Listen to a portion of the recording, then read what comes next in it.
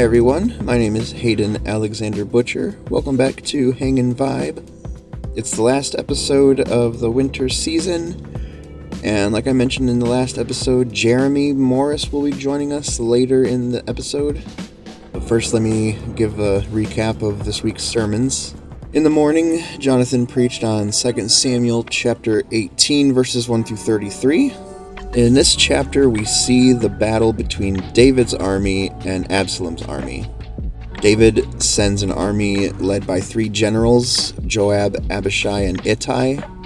David himself hangs back because his men convinced him that if he were to go out and be killed, then it would be all over for everyone. So he heeds their wisdom and he stays back while they go out to battle. And they go to battle in the forest of Ephraim, and the text says that David's army actually won, but it gives an interesting detail that the conditions of the forest itself were actually responsible for the deaths of many of the men of Absalom. But one death in particular that this chapter focuses on is of Absalom. He is riding through the forest and gets his head caught in a tree, presumably by his long hair getting tangled up in the branches and causing him to be suspended in the air, hanging on the tree. And one of David's men happens upon him and sends word to Joab and tells him that Absalom's hanging in a tree. Joab gets mad because he's like, why didn't you kill him if you saw him hanging there defenseless? And the reason that nobody killed Absalom at this point is because David told them not to, basically. He told them to deal gently with Absalom because Absalom is still his son, and David feels, a certain affection towards him and doesn't want anything bad to happen to him. But Joab knows that Absalom is still the enemy and he is still a threat to David's throne. So he takes 3 javelins and thrusts them into the heart of Absalom and kills him. And then it comes time to report back to David how the battle went.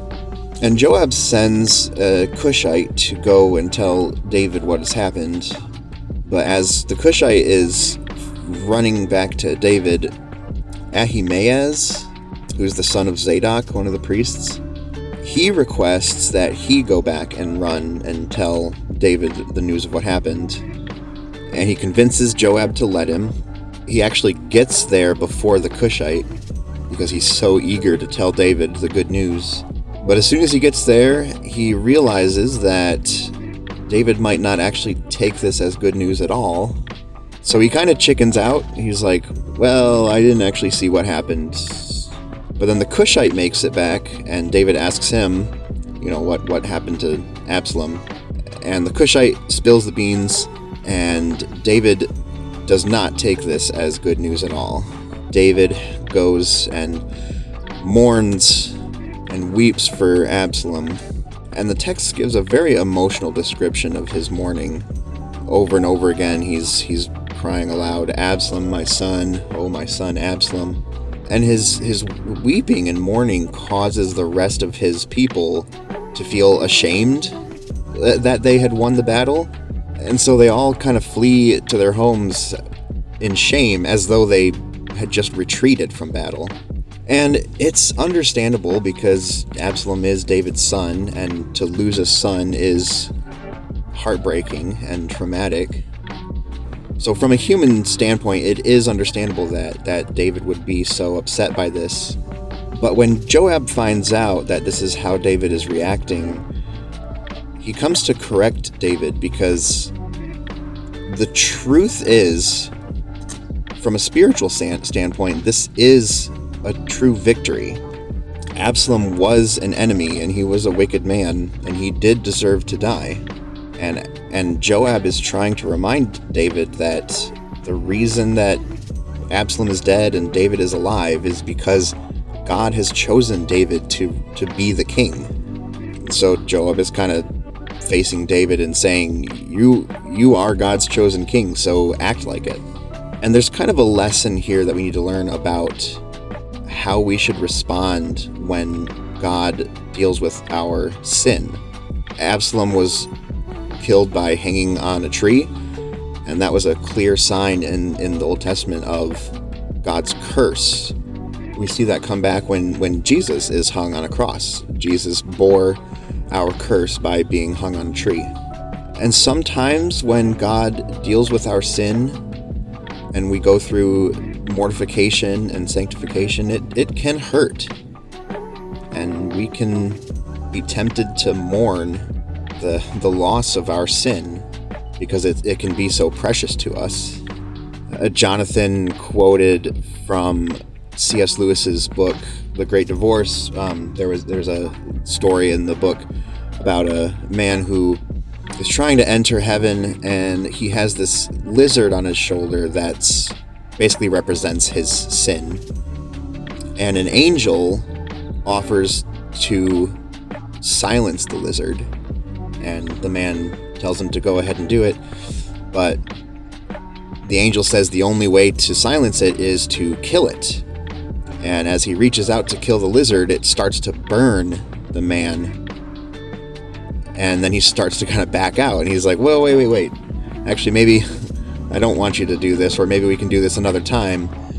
But the angel is convincing him, this is the time to do it. There is no other time. But he keeps avoiding it. He keeps telling the angel not to touch him, not to hurt the creature on his shoulder, because doing so is actually harming him. But the angel is trying to convince him that if I kill this thing on your shoulder, it might hurt you, but it will not kill you. And eventually in the book, that the man does allow the angel to kill the lizard on his shoulder, and it does hurt him, but it doesn't kill him. And that's how we should understand mortification of our sin. God will destroy our sin, and it will hurt, but it won't kill us, and it will actually be very good for us. And that's what David kind of realizes in this chapter, when he realizes that it is a good thing that Absalom was destroyed. And so in the end of this chapter, David takes his seat at the gate, and he is reinstated as king of Israel. In the evening, Jonathan preached on Psalm 7, and this is a psalm about David dealing with slander. He's responding to some individual who the subscript calls Cush and describes him as a Benjaminite. The Bible doesn't tell us about a character named Cush who was slandering David, but we do hear about a Benjaminite who slandered David, and that was Shimei. And so in all likelihood, this passage is talking about Shimei, or at the very least, a character who was like Shimei. But what this psalm teaches us is how to deal with instances when people are slandering you and people are lying, telling lies about you and bearing false witness against you. So there's a couple ways in which this psalm can help us in times like that. The first is that it teaches us to have a clean conscience. Verses 3 through 5 say, O Lord my God, if I have done this, if there is wrong in my hands, if I have repaid my friend with evil or plundered my enemy without cause, let the enemy pursue my soul and overtake it, and let him trample my life to the ground and lay my glory in the dust. And the implication here is, if these accusations are true, well then, I deserve this. But verses 8 through 10 say, The Lord judges the peoples. Judge me, O Lord, according to my righteousness and according to the integrity that is in me. O let the evil of the wicked come to an end, and may you establish the righteous, you who test the minds and hearts, O righteous God.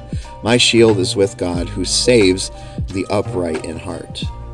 So David is appealing to God to judge him according to his righteousness.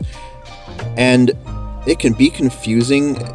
This psalm comes right after Psalm 6, in which David is confessing his sin and confessing that he is sinful. So why is he appealing to his righteousness in this? He is not saying that he is totally innocent in every case. He's just saying that in this particular case, he is not in the wrong. So the first way to deal with slander and with false accusations is to pursue a clean conscience by living according to God's word. The second way that this psalm teaches us to deal with slander is by having a righteous judge. Verses 6 through 13. Well, verse 6 says, "Arise, O Lord, in your anger. Lift yourself up against the fury of my enemies. Awake for me. You have appointed a judgment." And then verses 11 through 13. God is a righteous judge and a God who feels indignation every day. If a man does not repent, God will whet his sword. He has bent and readied his bow. He has prepared for him his deadly weapons, making his arrows fiery shafts.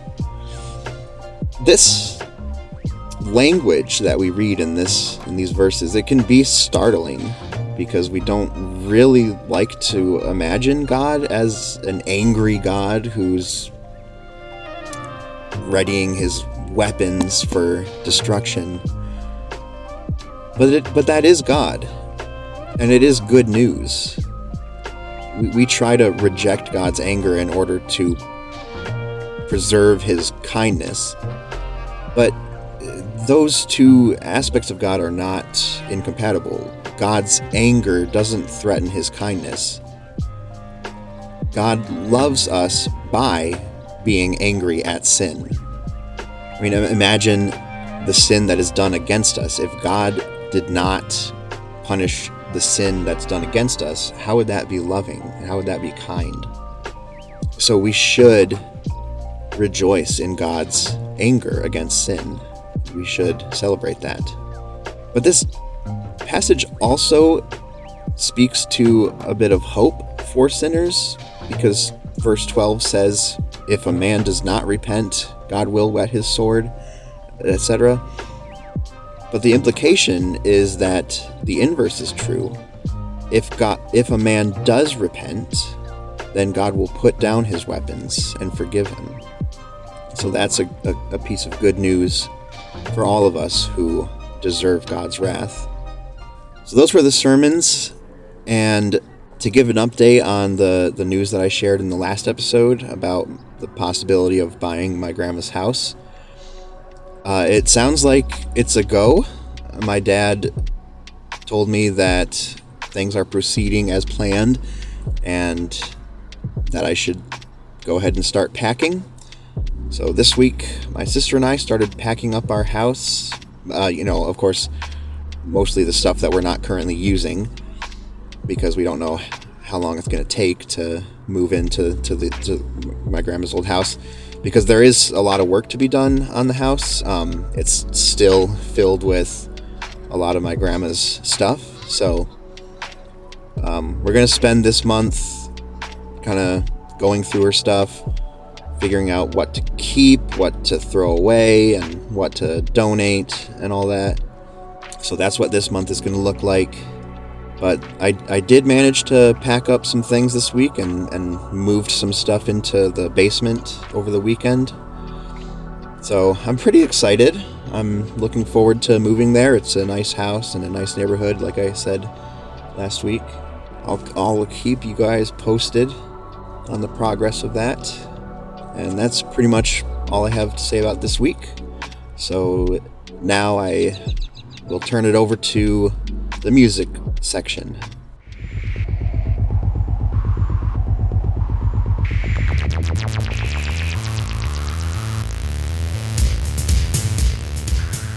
Well, welcome back. We are joined once again by Jeremy Morris in Jeremy's lovely home. And I'm also joined by Mike and Ben. Ben finally gets to join us in person this time. And we are going to go through some of Jeremy's more synth-based music, more unique style than some of his other music. And I was just really curious to learn a little bit about these tracks and how you came up with them and what went into the production of them and everything. The first album, Solve the Planet, was one of the first albums that you gave me, I think, when I was a little child, and I was going to school at theater. And I remember listening to this album like on repeat for a long time when I was young. So I definitely enjoy a lot of the songs on this. So the first track is called Jungle. So I like the synth in this. I like the beat is really cool. It's got like a nice dance beat. Some nice synth bass there. Jeremy, I'm curious, do you remember like most of the instrumentation, like track by track, or do you kind of have to listen and then figure it out? You mean when I'm creating or after the fact? After the fact. Yeah, I can remember it. And I think when you put that much time into it, you usually don't forget, especially if you heard it over and over and over. Right. Solve the Planet was created differently than a lot of albums because I created all kind of the grooves and the drum tracks first. And then that was the foundation, and some electronic percussion was used and stuff too, and then the song was built off of those rhythm tracks. So this was kind of a rhythm-based album, almost like it was done in the '90s, and in the '90s there was especially in England, a movement called house music. Okay, yeah. And so I think in some regards this has a little bit of that '90s house music. Yeah, for sure. Dance beats. This music could have been played in the clubs, Yes. and people could dance to it. And I did that on purpose. Made an album kind of based on that because I wanted to see, instead of writing music first and then adding drums later, how would an album turn out if all the drum parts are written first and then add the music? And so that's what makes this album different. The other thing that makes this album different was the introduction of a guitar synthesizer that had come out and just had been invented during the 90s by the Roland Company. And that was really interesting because all of a sudden you could get horn sounds, piano sounds, flute sounds out of the guitar strings. Oh.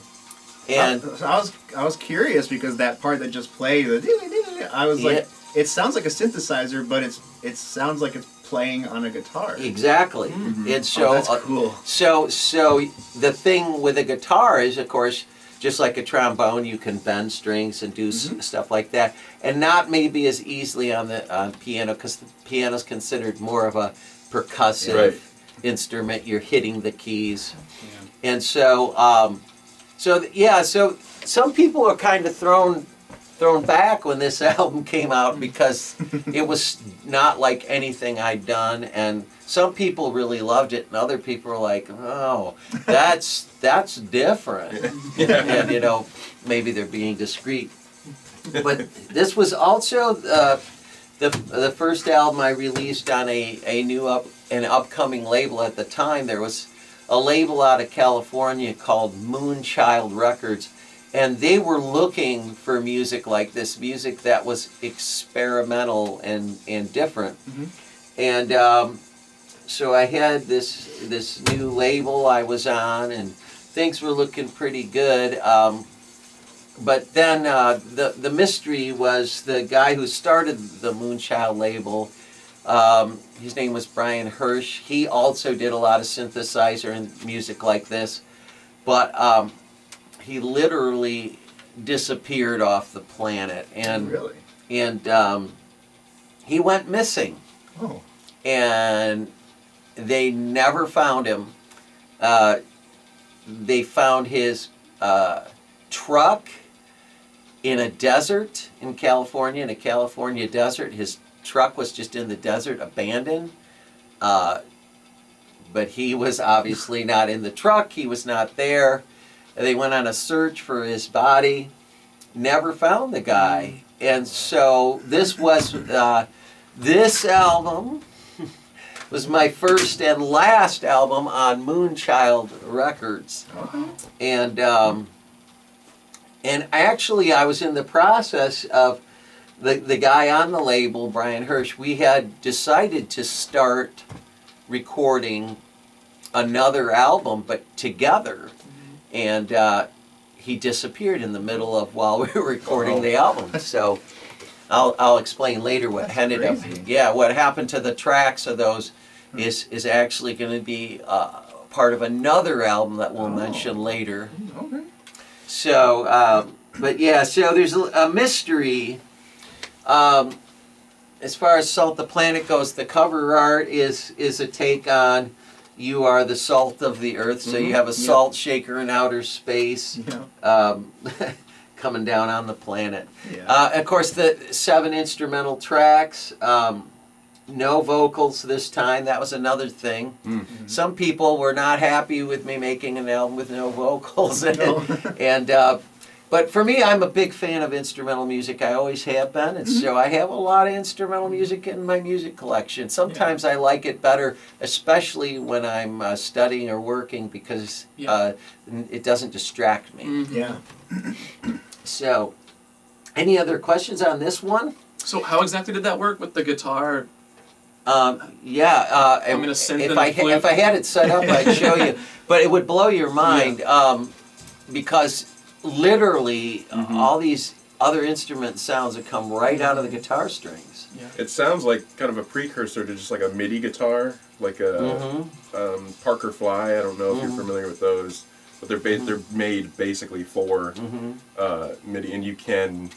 I think they came out in like the 2010s or late 2000s, but yeah, it's amazing because you could get real flute sounds and trumpet sounds, and piano's the hardest one to do because you don't strum a piano. Yes. So it's the attack is strange.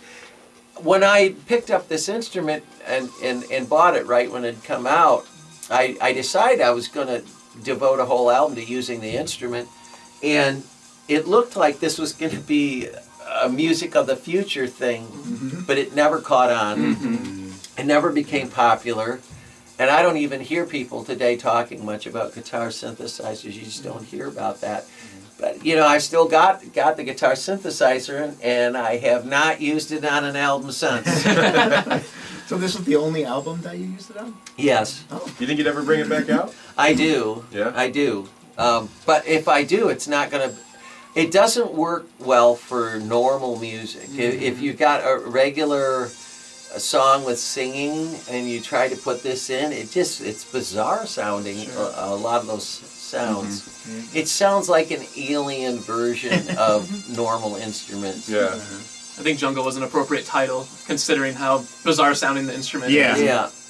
Yeah. But I like this a lot. And I like the flute in it too. Yeah. Yes, It's really I do cool. too. And that was played on the guitar. Flute on guitar. That's awesome. So, Whirlwind is also a really good track on this. It's got a cool industrial beat and like a 5/4 time signature. And then just the beautiful synth pads and the beautiful synth melody. I feel like this was my first sort of exposure to like This kind of an music. industrial sort of beat in music, and since then I've loved that sound in a lot of songs and. Tried to replicate it somewhat in some of my music too, and it's just such a cool vibe. You know what this reminds me of, Hayden? What? Cardboard Highway. It does? Yeah, to me. Yeah, a little bit. Minus the synth, but like the beginning, especially like the intro. With like the industrial. Yeah. Oh, cool. Well, everything can kind of blend into something else. Yeah. I didn't even catch that it was in 5/4. Yeah, because it's an unusual beat. Like you can't really, if you try to dance to it, you find yourself kind of skipping a beat a bit. But, yeah, because it's 1, 2, 3, 4, 5. 1, 2, 3, 4, 5. 1, 2, 3. Yeah. Okay. That was the other thing Or when even I fast, was 1, 2, 3, when 4, I was 5. laying down the percussion tracks with no melodies whatsoever. I was thinking, let's make the percussion tracks unique in their time signatures so that you will end up building something different. Mm-hmm. And of course, 4/4 being referred to as common time, there's so many songs done that way. Yeah. And it's going to sound more typical. Mm-hmm. So that's another reason I did the percussion. Those for them. textures, those percussive. What is that done with? Is that done on the guitar too, the drum beats and stuff, or did you what? It could be done if you wanted to, but I didn't do them on the guitar. I used a variety. I was combining all kinds of different things, some real percussion mixed with samples, and then I was still using some analog tape and taking, recording drums and then flipping the tape and playing the drums back, going backwards. Okay. Oh, okay. Very cool. So that it has kind of a sucking sound. Yeah. It really sucks. Yeah. I'm trying to remember which. There's one on there where the drums are pretty obvious that they're backwards.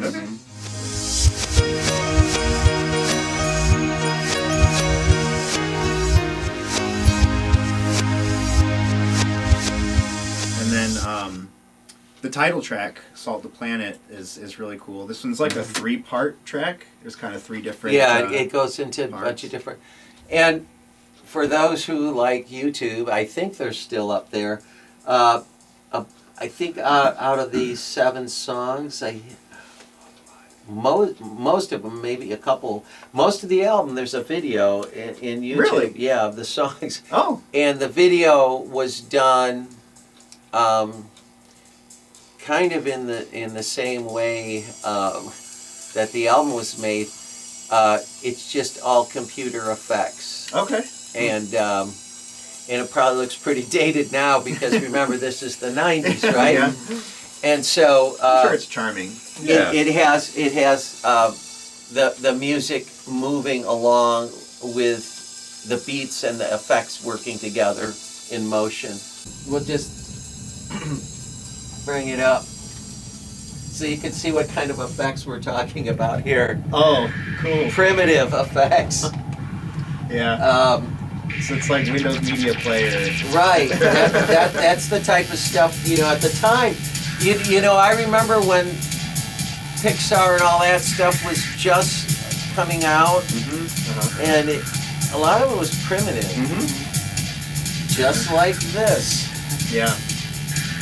But the idea of this was just something to throw on and see. That's cool. Yeah, it's like a visualizer. Yeah. And this takes me back. Now it feels like it's from the Stone Age. Just because of what you can do now, you know. Yeah. So that's a sequencer.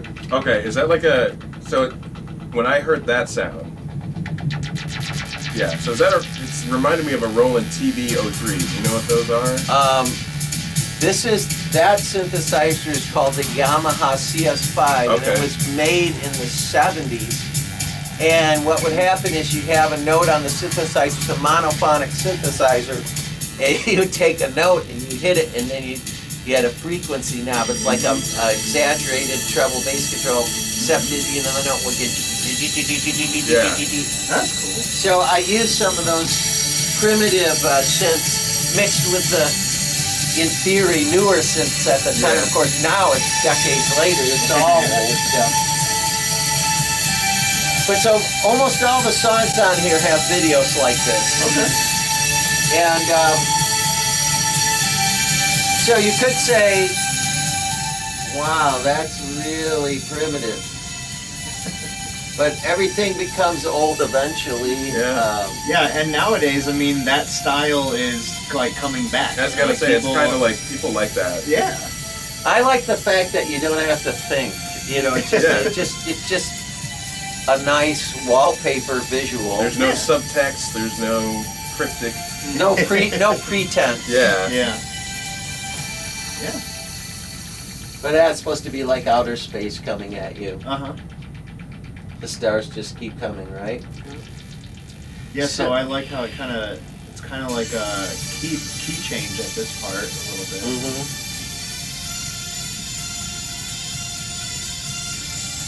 So during the 80s, they invented, it was actually invented by Phil Collins and Peter Gabriel. They invented the gated drum sound. Yep. Oh, okay. Yep. And that was first commercially used on Phil Collins' In the Air Tonight. And so the drums kind of have a, it's compression that's overloaded. And it makes the drum ring out and last longer than it really does, but in almost a overloaded distortion. And so I did use some gated drums in this stuff. I know we're getting a little technical now. That's good. That's awesome. I like that. Okay. For the non-musicians, my apologies in advance. Well, everybody knows that drum solo in the air. Yeah, yeah, So Yeah, so this track switches up in the middle and has this kind of more ambient vibe. And then Goes I think into other parts. yeah, there's like a beat that comes in. Waiting for it. There it is. Yeah, sounds a bit So more. see that kick drum? That's a gated kick drum. Okay. And that's why it has kind of a normal kick drum on a bass doesn't sound like that. In fact, a lot of drums now don't sound like a real drum set. Have you noticed that? Yeah. Because people they're manipulating the sound of a real drum.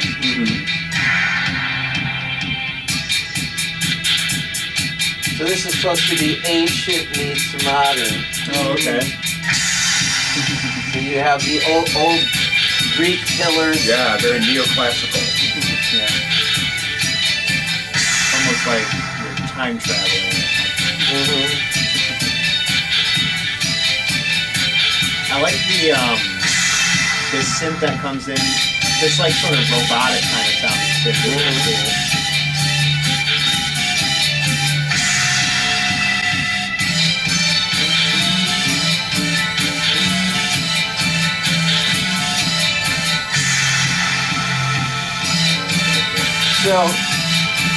So yeah, from my perspective, when I was making the album, I was trying to push musical boundaries and do. See, that's the guitar synth flute. Yeah. Playing the guitar. Now that I know that, that's gonna be so awesome to realize. Because it bends like a lead guitar, right? Yeah. I never would have realized. See, I'm playing a pentatonic. Yeah, I would have assumed it was a sequencer or something like that. But see, you can hammer, pull off, Yeah. bend strings. That's cool. So, I would have never known that you had listened to this album over and over as a young person. But Oh, yeah. a lot of moods in it. It's in Hayden's musical DNA. Yeah. But so the fun in making it was just experimenting with stuff. And this is one of my rarest albums because when the guy from the record label disappeared, I told you he vanished in the desert. This sounds like sci-fi stuff, but it really did happen. Nobody could, after that point, nobody could buy the album because he had all the copies, right? Yeah. So it's one of the most sought after of my albums. So the fact that you even have a I was copy. gonna say I could have sold it and been rich. Well, I at one point, I don't know if they're going for this much now, but one guy I saw, and this was about 10 years ago, and he had the album, the CD. He was trying to get $300 for it. Wow. So I said, why don't you buy it from me? No, I have just a few copies laying around, but it is a bit rare. Now, one of the bands that inspired me musically with doing this kind of music, there's a band called Tangerine Dream. Oh yeah. They've made a lot of albums for decades, and so I wanted to give them credit for their contribution to what ended up being this album. They definitely were in the groove of the music. I like that melody. Yeah, fun stuff.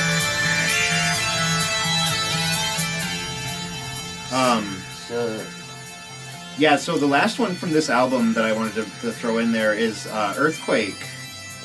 Because I think this might have been my favorite one when I was younger. Same. This is my favorite from the bunch of this album. you'll notice these all videos look kind of similar. Okay. Nice, like explosions. Right. I love the like hard, heavy guitar intro. Yes. So, It's pretty metal sounding. yes it is. Yeah, it's got a tritonic thing And, going on. of all the tracks on the album, this was the one that I would play live the most, and I actually did this song live quite a bit after the album came out. Did you do it with the synthesizer guitar or on like a traditional guitar? I used a traditional guitar. To play The it live. synthesizer guitars are okay to use live, but they, at that time there was a real big floor box to plug in, and Yeah. so I could get the same sound off a pedal because what I was using was a multiplex activator, which you would play a guitar line and it would throw a bass line under it and a third octave on top of it. So that's why you got these octaves playing the same riff. I'm talking about the bass line. The do do do do do do. Yeah. And this was inspired by there had been a lot of California earthquakes at the time, and some friends of mine that live over there. One guy I knew, he was on his way home from work, and he always took the same highway home. And he got the thought to take the back roads, like he just got a thought from God, I'm going to take the back roads home tonight. And the freeway, which he usually took, collapsed during the earthquake, and over 200 cars were just crushed. But this has a very sinister sound, and it's intentional because it's supposed to capture the destructive feeling of an earthquake just ravaging everything. Right. Yeah. And then, of course, it achieves that. and then of course, at the end of the song, it just kind of the earthquake stops, and then there's just this kind of desolation. Yeah. Still. It's like the aftermath. Yeah. That always is what I imagine when I hear like that quiet part afterwards. Yeah. And I think there's a part where there's like a police siren too. Yes, Sound effect. And yes. I'm like, it just gives you that vibe of like the quiet aftermath and like assessing the damage and stuff. It's like, So, making music about dark things is something I'll sometimes go into, but it's not my mainstay. yeah. But I think sometimes it's just whatever inspires you. And of course, this is the section of the aftermath music Yep. where you just, everything kind of comes to a still.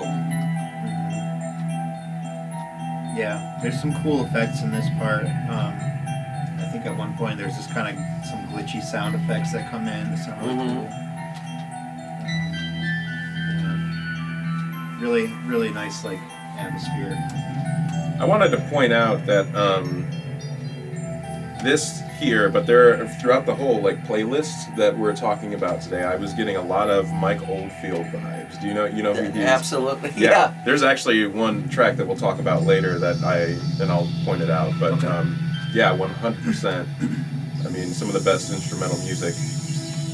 Over the years, when my instrumental stuff has been reviewed, the name Mike Oldfield will pop up quite often. I definitely have a favorite album by him. I have Yeah. just about everything he's ever done on either LP or CD, mainly LPs. But to me, the best thing he ever did was his first album, Tubular Bells. I don't think he was ever able to top that. Just an amazing piece of music. So now we're getting real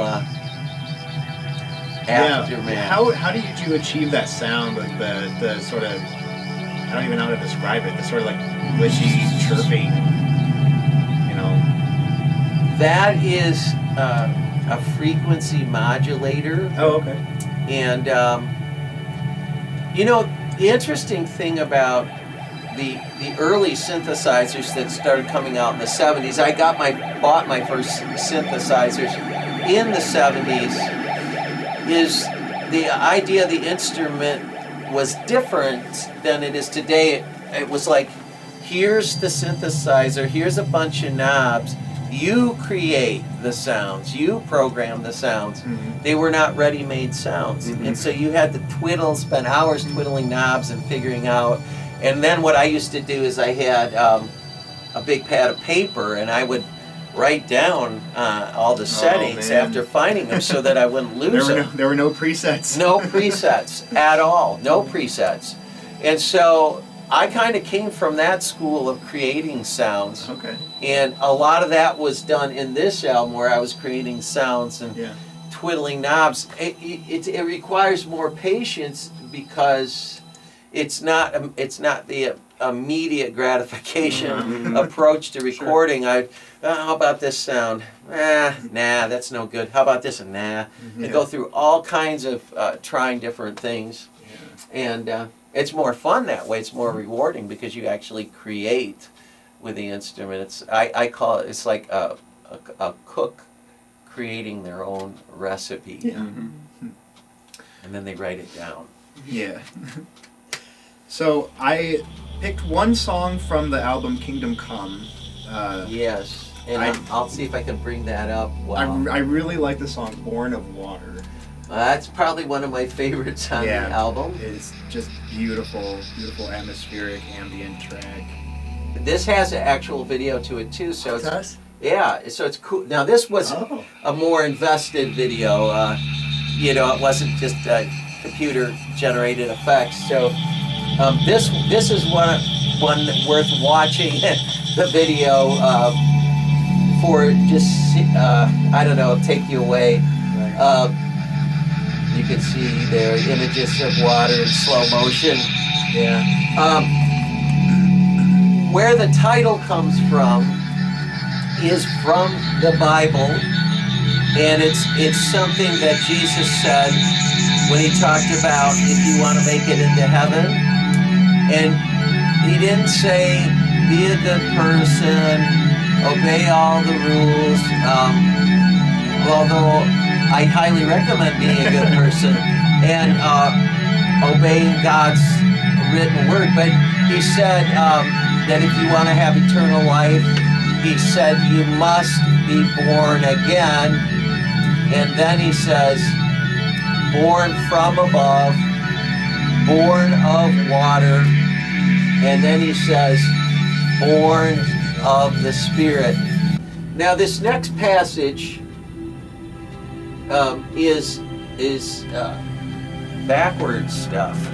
So the guitar lead that comes in eventually, which you'll hear in a minute or two, it was I was using reel-to-reel tape, so I took the tape, flipped it over, pressed record, and started jamming. What's a cool thing to do with reverse guitars when you're doing it, flipping the tape over, is if you put an echo on it or reverb, and this is an old studio trick that goes back quite a few decades, but then when you flip the tape, the echo or reverb will come before the note comes in. Yeah. And so it kind of goes Yeah. And I find that to be a stunning effect. Like it just does something to you when you hear it. I'm trying to think of any famous songs that use that effect, but I don't hear it used much anymore. I still like to use it. So here come the reverse. Those are all guitars going in reverse. Yeah, it's cool.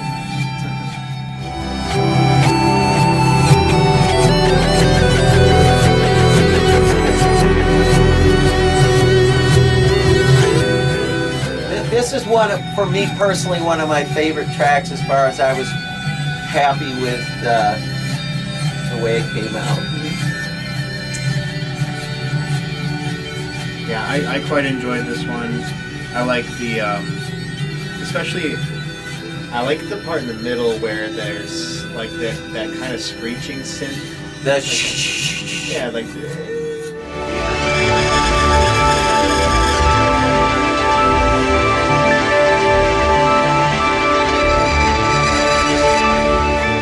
Yeah, that was kind of with these synthesizer generator sounds. They have white noise, pink noise, and so you take those and manipulate the frequencies. And sometimes it would sound like waves, or wind, or all kinds of stuff. And so the white noise and pink noise seems to connect into the cosmic sounds of nature. Yeah. Yeah.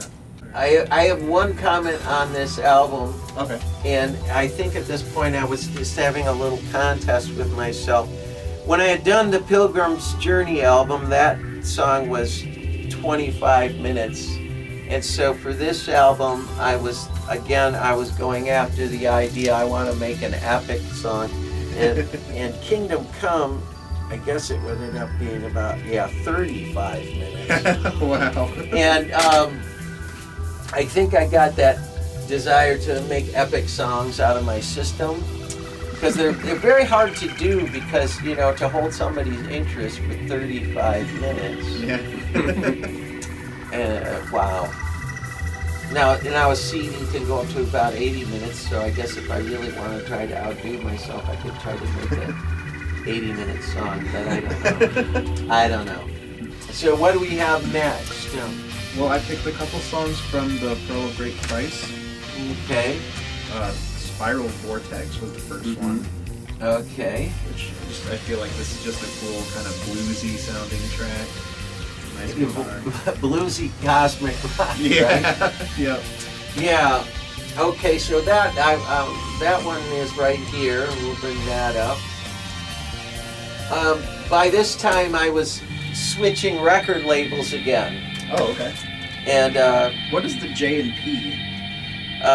Jeremy, and then I was recording with a Russian musician who's since passed away, named Progressor. Oh, okay. Progressor is a nickname for a prog rock musician. So this track, Spiral Vortex, you remember when I said when I was recording Salt the Planet, I started another project with the owner of the label. His name's Brian Hirsch. Yeah. And this was the first song that we tried working on together. And so we were going to make another album, and we got about 4 songs done, and then he disappeared.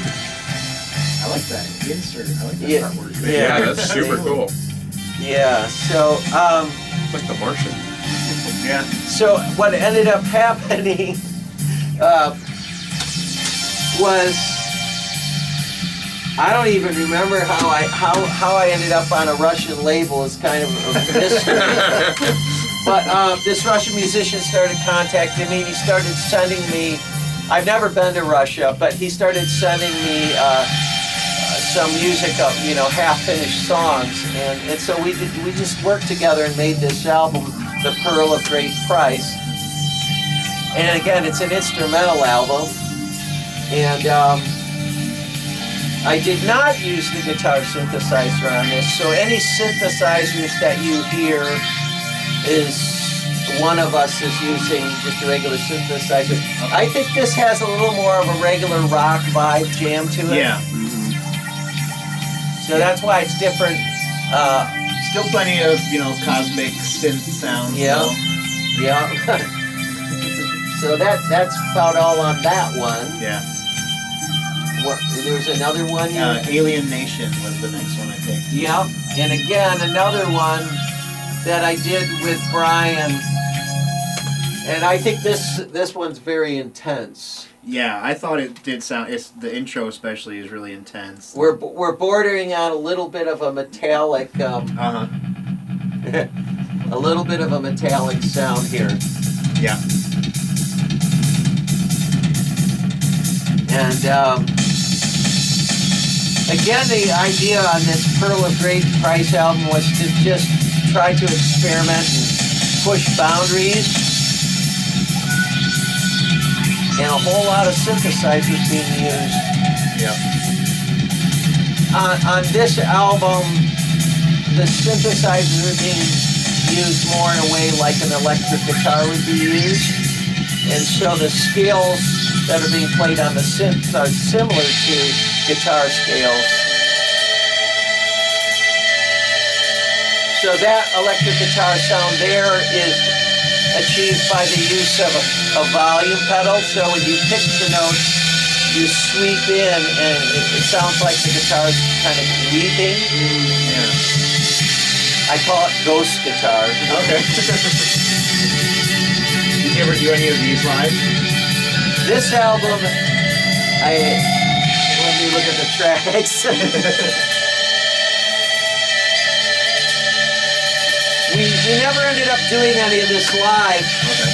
What happened was this Russian musician, Progressor, I recorded 2 albums with him, this being the first, and then shockingly he passed away at a young age.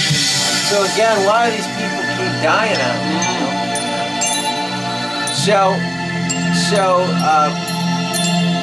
Yeah, some of the guys I work with have come and gone. They're on the other side now, and that's a strange feeling. Yeah.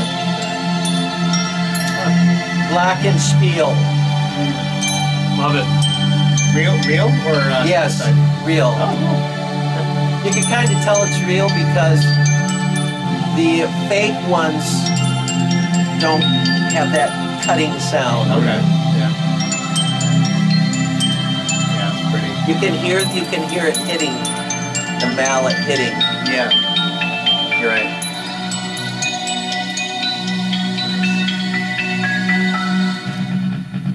Here we go again.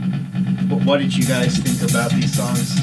I liked these. I thought they were, because the beginning of our playlist, it was kind of like heavy on mostly synthesizers and stuff. And this, I liked these because the guitar was kind of brought back in. Yeah, it's like more guitar. And it was kind of in the middle. Yeah, it's I think the playlist kind of evolved into It does, yeah. near the end.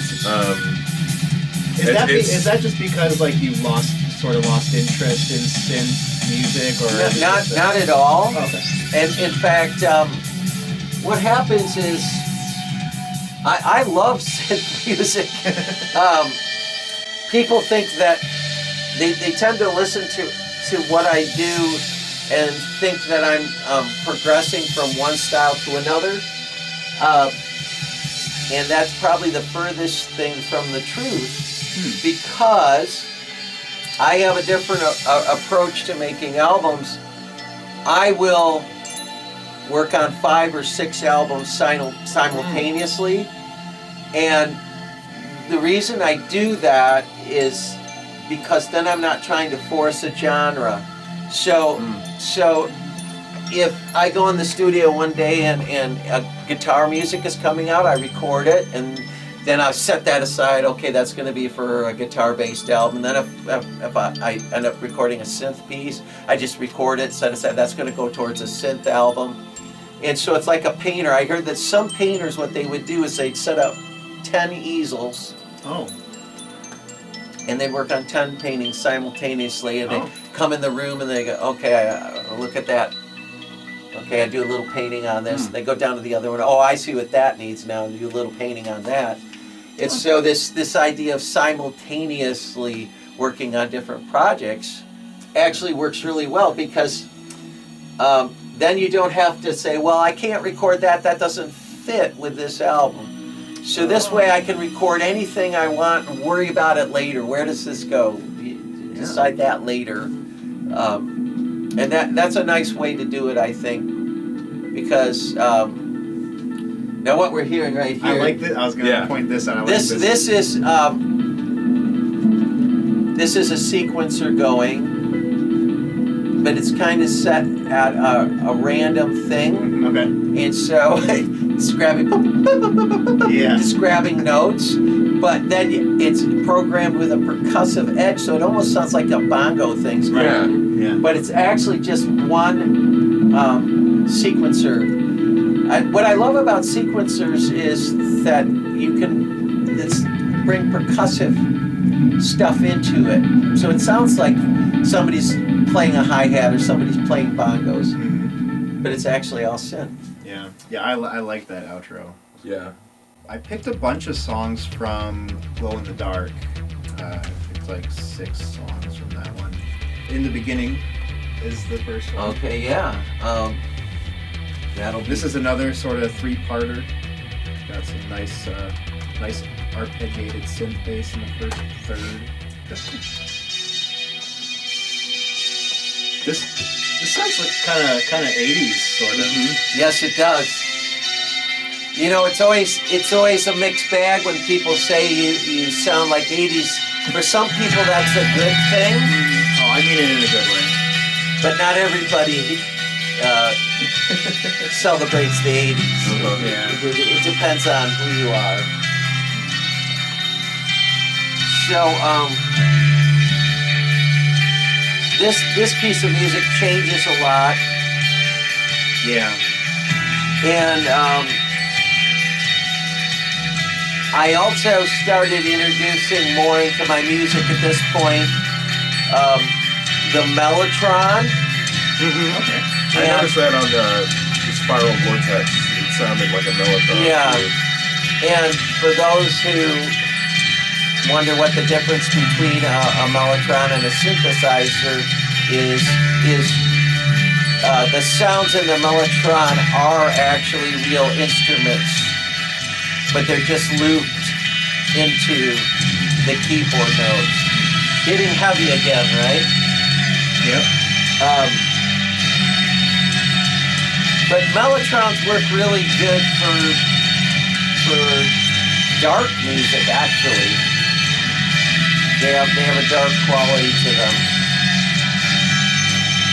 I noticed, I think it's later in the track, but later in the track there's some like reverse drums that come in.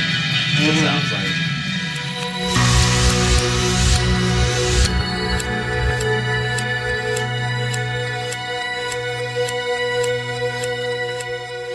So when I got to this album, Glow in the Dark,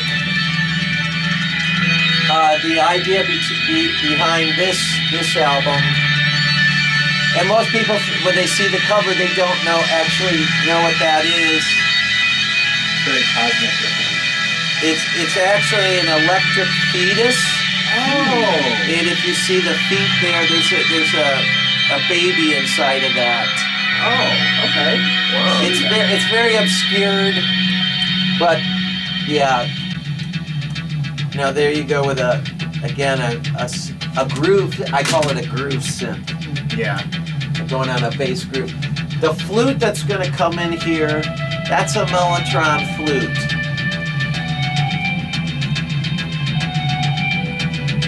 And you know the Beatles song "Strawberry Fields Forever"? Mm-hmm. That starts with a Mellotron flute. Oh, okay. The next thing that'll come in are Mellotron strings, right here. And so they just kind of have that spacey quality to them. So, Glow in the Dark was, the theme was the light shines brightest in the dark. And so even when we go through difficult things in life, our light will step up and become brighter. So that's the idea. So this is just some plain out and out jamming. Yep.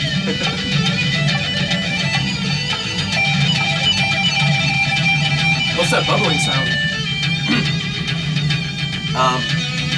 The bubbling sound is a synthesizer. Yeah, it does sound like you're underwater or something. Mm-hmm. So Another Dimension Oh yeah, is really cool. I'll And, talk about that and how that was created. Yeah, this one has some groovy drums in it, some awesome synth bass. Oh yeah. Yeah, I like the drum line in this. Yes, that is my son, Mark Morris, playing the drum. I just saw him yesterday randomly. Did you? Yeah, Forest Park. Him and his wife. And this song, Oh yeah, and the bass. I like that bass. yeah, the way this song came about is we just went in the studio with the idea of kind of just jamming, but then it turned into a cosmic jam. And the reason I say that is because after we laid the basic tracks, I ended up putting layers and layers of synths. And most of these are sequences that are going in rhythm with the drum beat. So that's kind of fun. Yeah. But I mean, you're hearing a ton of different sequences that are kind of weaving in and out. And then a straightforward lead guitar. Yeah. Yeah. Since we have a lot, I'll go ahead to the next one if you want. The next one is Planet Departure. I think there's a video to this one actually. Yeah, there is. And again, I like the video. Yeah. So, I was doing an experiment with pitch shifting. When I recorded this, I was changing the speeds of things. Oh, nice. Speeding some instruments up, slowing others down. Not walking. No, you're And I found that when I would take Mellotron string patches and slow them way down, they got way more of this, I call it symphonic sound. Yeah. But also, this is running backwards, but you can't tell because the strings also, the speed of the synths were altered. But it's weird because, like, in the studio, if you change pitch, it's a fun thing to do. Obviously, if you speed up your voice, you sound like the Chipmunks. But I would take stuff like, just hit a regular cymbal, slow the speed down, and it sounds like this massive gong. Yeah. And it's fun to do. Yeah. So, I like this has a very cinematic sound. Yeah. It almost sounds like a soundtrack to a movie or something. yes, the movie that we're waiting for to come out. This is the trailer. Yes. So, the inspiration for this one is maybe not as spiritual as it might feel on the surface, but at the time we had pet rabbits, and most of the rabbits, they don't live very long. And so one of the last rabbits that we had, it kind of flopped over sideways, and rabbits' noses are always moving, and the rabbit's nose quit moving, and I knew that the rabbit had passed away. So it was a family pet rabbit named Esther. Aww. And The original title of this song was called Esther in Heaven. Oh. And then I thought about it some more and I said, this sounds a little too majestic to just be about the passing of a bunny. So I changed the title to this. And that's my story on this one. Well, it's a similar vibe, you know, planet departure, when you die, you depart Yes. the planet. Yes. And this sound here is supposed to be the sound of souls ascending, leaving the earth, going into outer space, into eternity. Awesome. Lighthearted stuff. Yeah. Okay. Shimmering Light was the next one I picked. And again, I think this one just has some beautiful atmospheric sounds.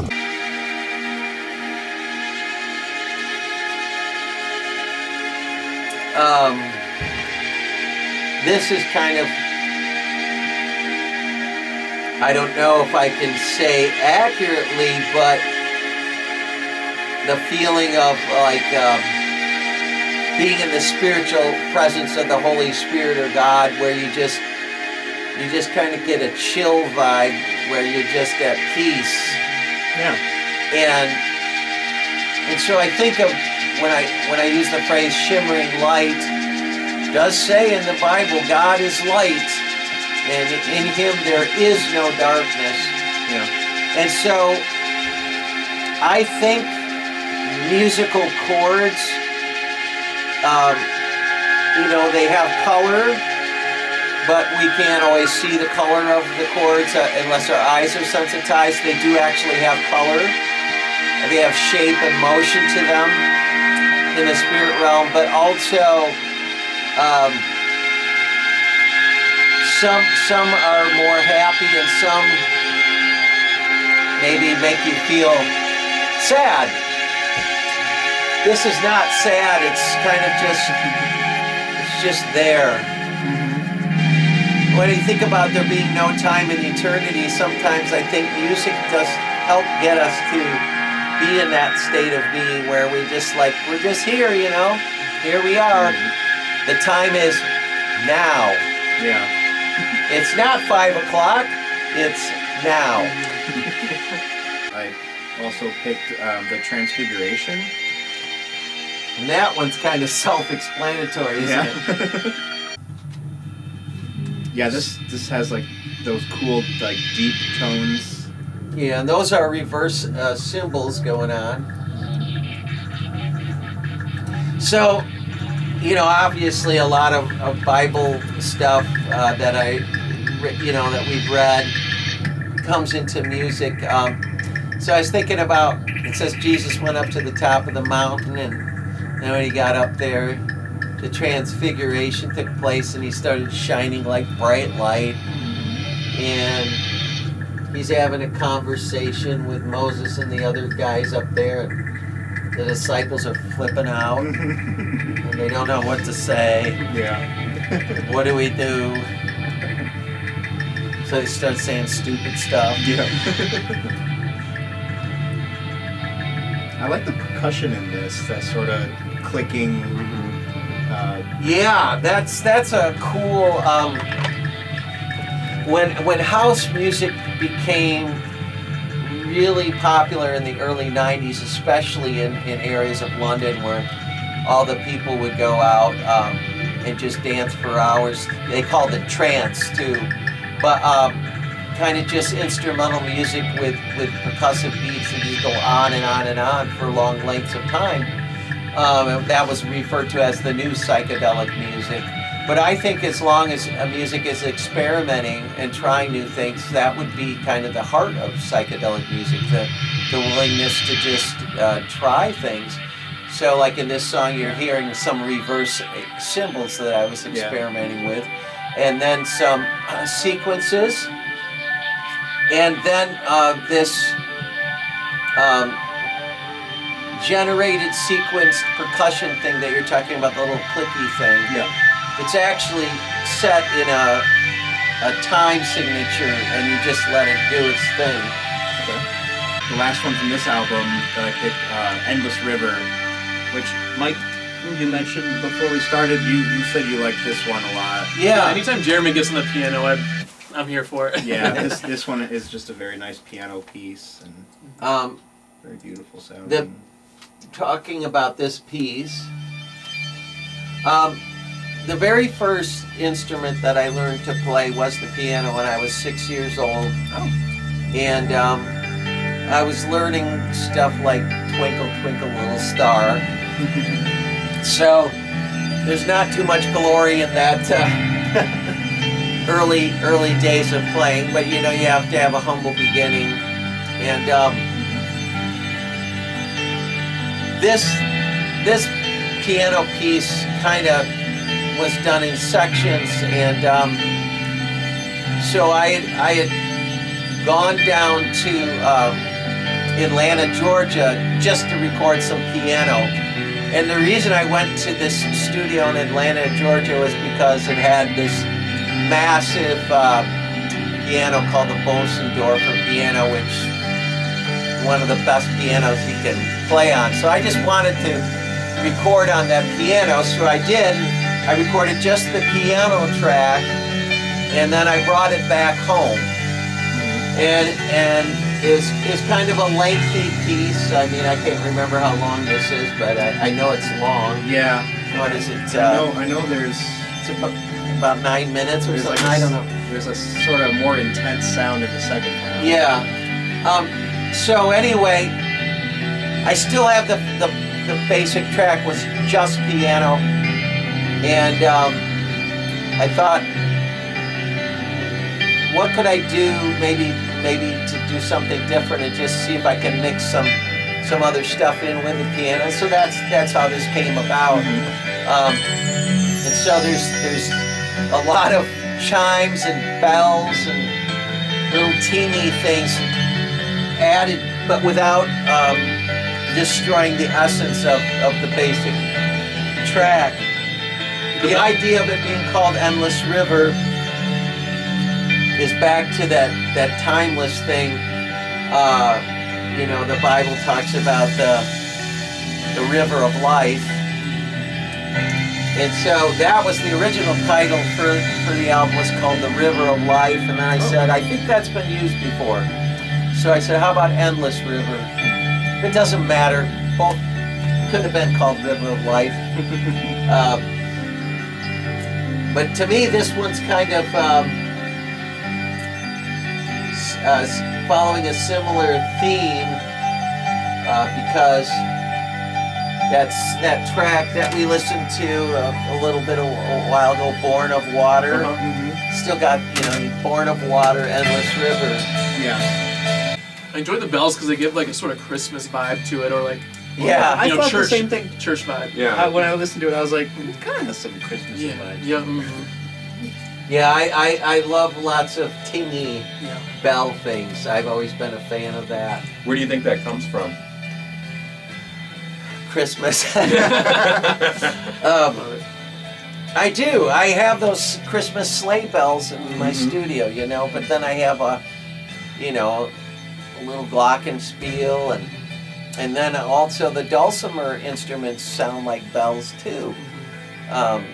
I think we looked at that at a previous video, and the dulcimer is weird because whenever I play that instrument, people will say, "Sounds like Christmas." So, yeah, I like this part a lot. I like this beat and the kind of shifts. the guitar strumming and stuff. It shifts, yeah. Different time signature. Yeah, 3/4. Really pretty sounding. I didn't know that people were listening to the instrumental stuff, That's the mystery with music these days, is you don't know who's listening to what. Yeah. But it's nice to know that this instrumental stuff is getting some love too. Yeah. So we got 7 more songs to go. The next one is kind of a standalone. It's on an album that I didn't mention in the message originally, but it's called Teardrop Explosion. Okay. And I think it's on 2 albums actually, but Mystery and Illusion is one of the albums that it's on. Okay, another one of those albums that was released in Russia. Oh, okay. Oh, cool. This is the one that specifically reminded me of Mike Oldfield. Okay. Yeah. Yeah, I love just the beat, the muffled drums. It's kind of tribal. Yeah. And there's some more like kind of robotic synth and sort of that comes in the middle in this one. There's one instrumental version that's just instrumental, and the other has vocals. Which one are you listening to? This was the one I was listening to. Okay, good. So the other one is instrumental? I didn't realize that. There's Okay. there's 2 versions. Well, it was a struggle because I liked the song as an instrumental, but I also liked the idea of having vocals. And so the way that resolves that conflict is why not put both versions out, which is what I ended up doing. But again, sometimes I like to talk about the evolution of a song. I was staying for a while. I had been touring in France, and I was in southern France. And so the original basic tracks and rhythms for this were recorded in France. And I brought back the recordings and then finished them here. And I have not listened to this in a long time. Well, yeah, I was curious about that sound effect, that like, whatever that, I was curious where that sound came from. It comes from a Mini Moog. Oh, okay. And the oldest synthesizer that I own is a 1974 Mini Moog. And Mini Moogs, again, were monophonic synthesizers, and you had to manually create the sounds. So I found a tone that would go, and I found if I took the decay off, it'd just go. Yeah. That's cool. So it's just a shortened up filter. And a lot of people don't talk about the use of filters anymore because now the new keyboards have presets. But filters in synthesizers were kind of like the potentiometer that you use when you're dialing in radio stations. You know how you get to... And they would work in that way, so they're grabbing weird static little sounds, little beeps, little quirks, and if used discreetly it can sound nice, otherwise it can just sound really goofy. End up sounding like you've got music that goes to a cartoon. Oh, yeah. So anyway, yeah, that's a different one. I was definitely experimenting on that one. Yeah, I thought that one was pretty cool. The next one I picked is Cosmic Journey from The Road to Zion. Yeah. I definitely have a comment on that one. Oh, okay. There it is. So, you think we're going to listen to the whole 19 minutes? No. I don't think so. No. But I will. But I do like, I think it comes in about halfway through. There's a really nice muted guitar that I really like. Yes. So maybe if the you want... song, we can actually go. We'll listen to a little bit of it, and then I'll bump it up into the middle because it does change. Thank God. I mean, 19 minutes of the same thing. Right? So this album, Road to Zion, will, for me personally, always be tied into what I'll now call the COVID years. Oh, okay. Which I do not look back on fondly, although maybe this was one of the best things that came out of the COVID situation, because, you know, a lot of us couldn't do a whole lot, right? Yeah. So this song called Cosmic Journey there's a musician over in England, and he goes by the name Swordfish. See, I work with some very interesting characters, right? Sometimes he calls himself Mark Swordfish, but he is a synthesizer guy, and he creates a lot of synthesizer music. And so I collaborated with him on this during COVID, and he started it with like these track. What you're hearing right now, that's Swordfish. That's his stuff. He had originally titled it Dark Journey. And you know why he called it that was because of COVID. So it started out as Dark Journey, but I decided I wanted to add a riff, so I added this over as synths. Yeah, I like that bass line. And I decided that I wanted to call it Cosmic Journey, not just the Dark Journey. And so, obviously he had to send me his parts because nobody was allowed to leave the house at this time. Right. But during the time of making this album, it was a heavy time for me because my father passed away during COVID, and there was just a lot of challenges going on. I couldn't work because I couldn't get music lessons. So it's like, so this was kind of birthed out of like, okay, I'm here at home. What am I gonna do? Let's make a 19-minute song. So when you move it up, well, here we go. This is a lot of multi-delayed guitar. I'm actually not playing that many notes, but you got all this echo bouncing around. Yeah. And so, why not, right? Right. So then when we pull it up about halfway, here we go. Yeah, this part. This is my favorite part of the song. Yeah.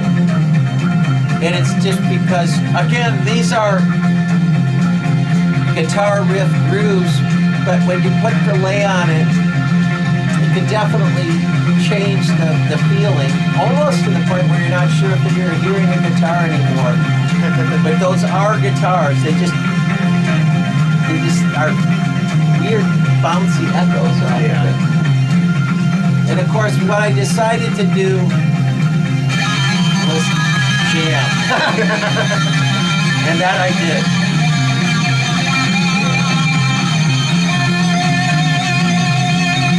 What else are you gonna do when you're stuck at home?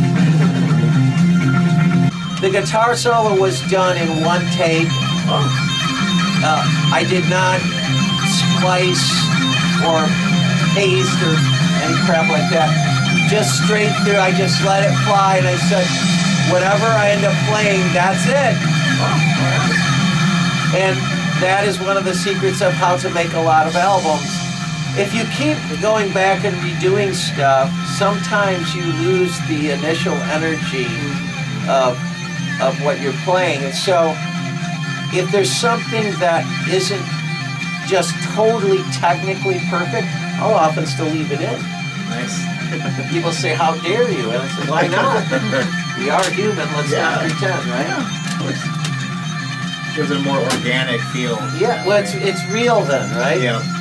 I also picked 3 songs from Mystery of the Seven Stars. And that one I forgot to grab. Oh. But we don't need it. I just grabbed it off the that's computer. Galaxy was the first one I picked.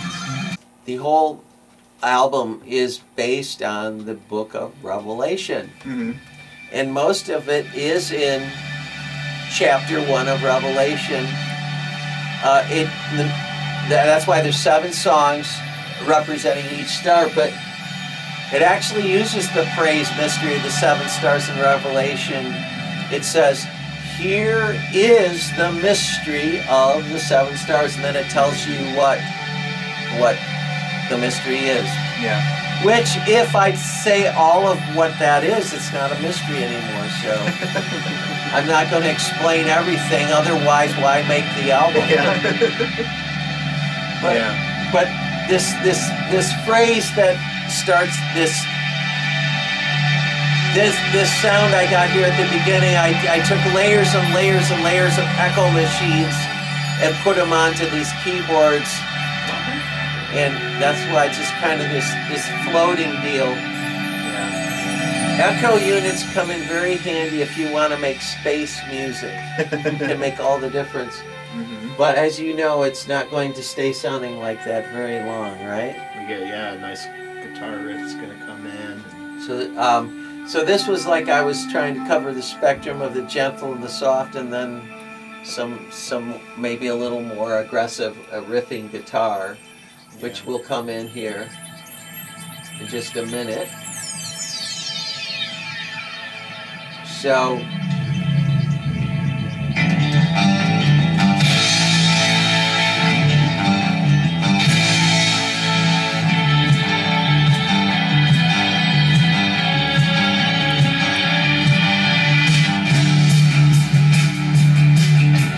the way that this album was recorded was done a little differently.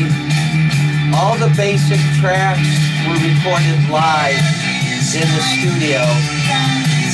No editing, no splicing. So the bass and the drums, we went in and recorded the bass and drums live, and then I added the rest of the stuff later. So that's how this was done.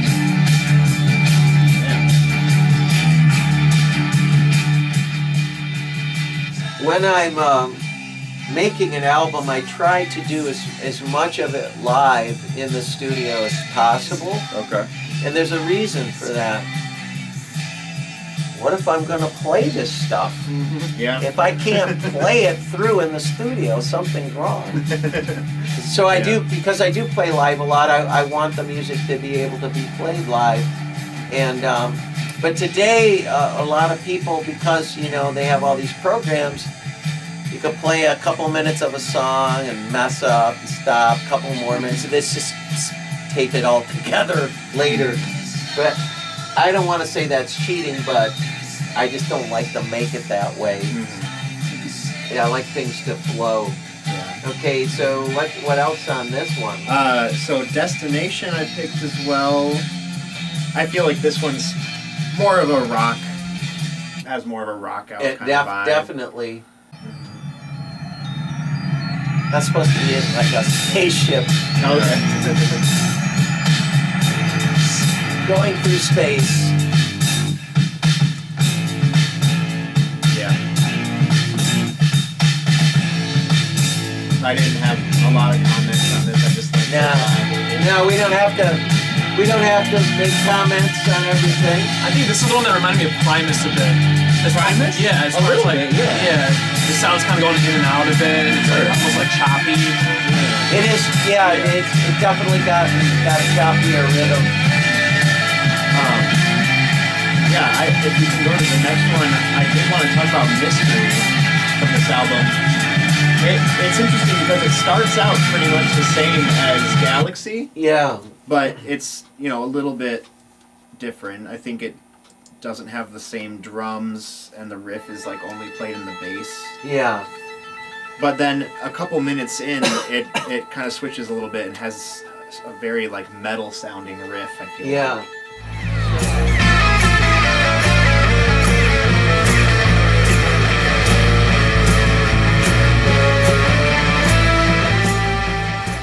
So this was actually this is an instrumental track too. This was the starting, the first track I recorded for the album, and originally this was going to be an all instrumental album. And then as I got further into it, I changed my mind. And so then I decided to make another version of this song with vocals. And that's intentional. So it's good you picked up. It is another, there's two versions of the song, instrumental and vocal version. Yeah. But there are definitely some differences in this one. Because like it has that kind of more metal guitar in it. Yes.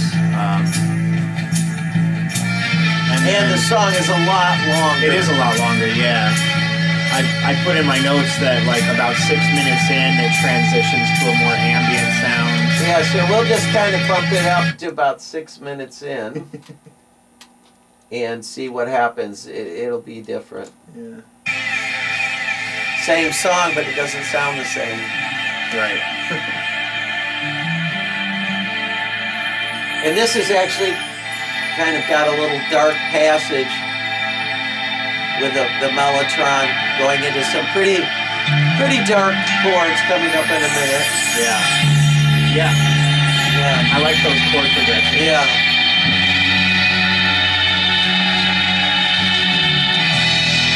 That's beautiful.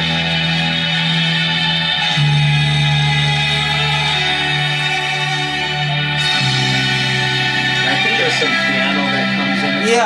Yes, there's a piano theme which comes in the middle of the song, and it's an arpeggiated piano piece.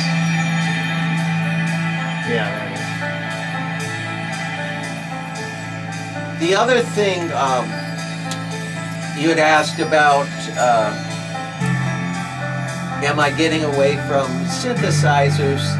And I don't think I am, but I think the one thing that seems to be a constant is the use of real piano. And so it is helpful that I have a grand piano in the studio, but I like to mix in some real instruments so that it doesn't become overly lopsided. If everything is synth all the time, sometimes the music, your ears just want to hear something organic. You know. So I tried to balance the two technologies, the old school with the new, as much as possible. Yeah. And here comes a real piano. So that's what we're talking about right here. And I think that breaks it up, see, because you get some nice, simple little piano line, but nonetheless it serves its purpose. And it sounds a little bit dangerous. But for some reason that seems to work its way into the music. A little dangerous isn't a bad thing. It makes it more exciting. Can you imagine a movie with no protagonist? And the movie starts out and they were happy, and they were still happy, and they lived happily ever after. That's nice, but there's no story. Yeah. Yeah. So yeah, you know, little passages that sound dangerous are kind of cool to have in there. Yeah, absolutely. Okay. So, real quick, if we can. I'm in no hurry if you're not.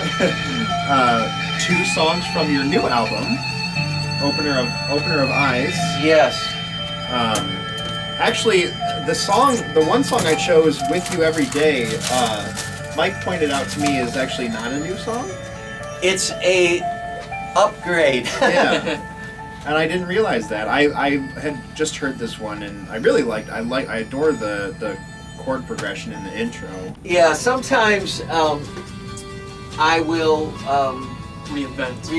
rework a song if I feel that there's something more that can be done with it. Which album was the original? It was actually going all the way back to my very first album. It appears again on Soul Saver under a different name, The Light. Oh. Now, if I confused everybody, it's different. But it's interesting. I just recently did a live version. I've been playing that one live lately, and it lends itself to the live performance. But we'll bring up the studio one. Here it is.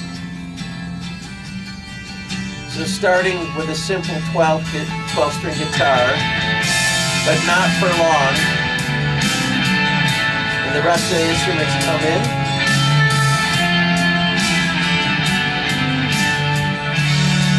So this is a collaboration with my friend Ken Stringfellow, who is covering the drums and bass and guitar and a lot of background vocals. Yeah. I like the vocal harmonies in the outro, especially too. Yeah, so working with Ken is great because he's a master of layered harmony vocals. Yeah.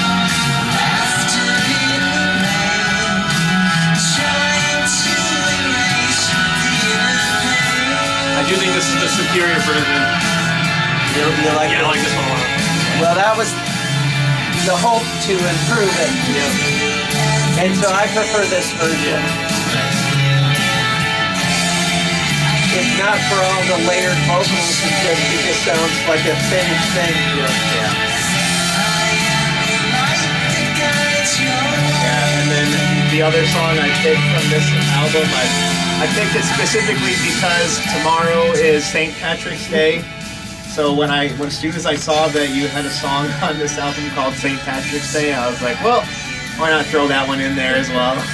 Even though you hated it. That was I think that was a good idea, and because there's a story behind this song, Okay. and so this is personal. Yeah. This one is personal. Let's see if we could get this without a cheese ball ad. There we go.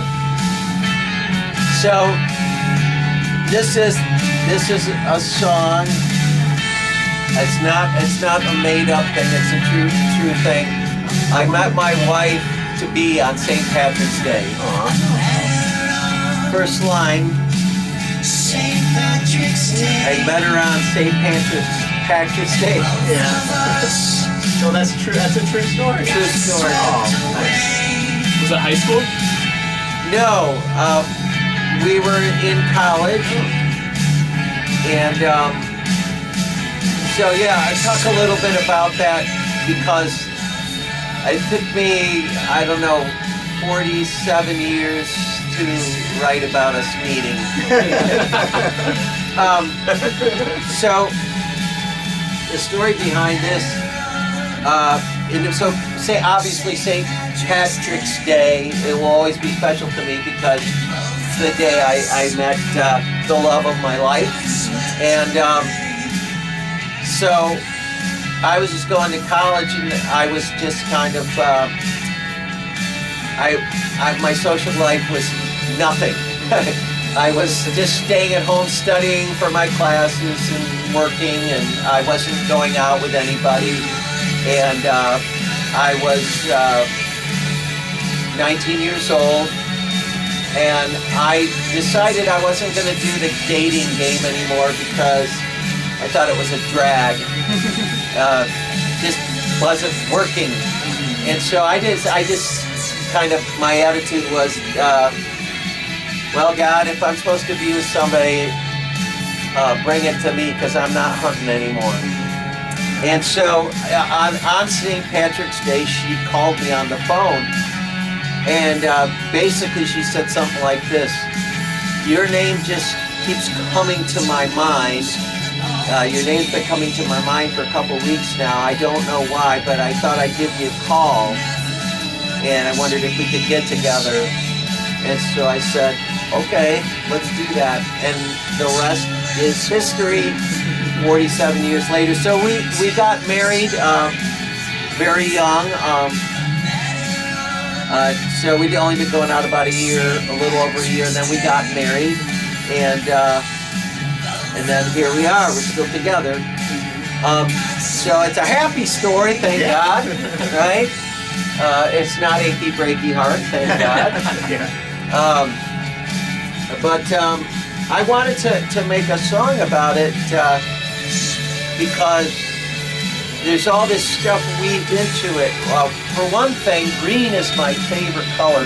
You'll notice I'm wearing a green shirt today on purpose and in honor of St. Patrick's Day.